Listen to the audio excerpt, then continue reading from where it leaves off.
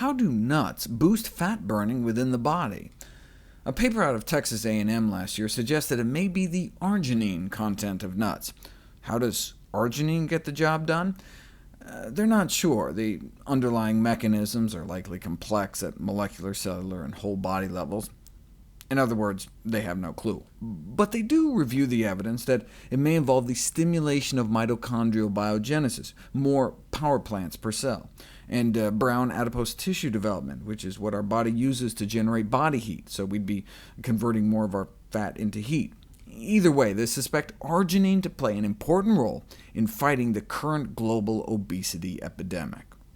Well then, where in the diet can we find arginine? I'll give you a hint. According to the CDC, 78 million Americans aren't getting enough.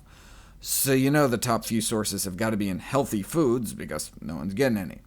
And indeed, here's the list for the top 15 food sources of arginine you'd likely find in a typical store. Number 1, isolated soy protein, which is what they make veggie burgers and meat-free hot dogs and the like out of. Number 2, pumpkin seeds and squash seeds. Number 4, watermelon seeds. Isn't that crazy?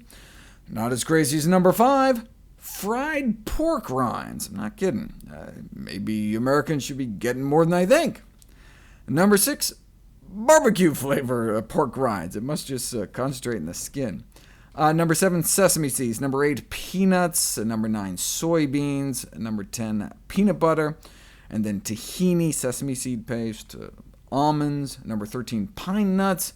Number 14, fava beans. And number 15, sunflower seeds. So, basically, soy, seeds, nuts, and beans for arginine.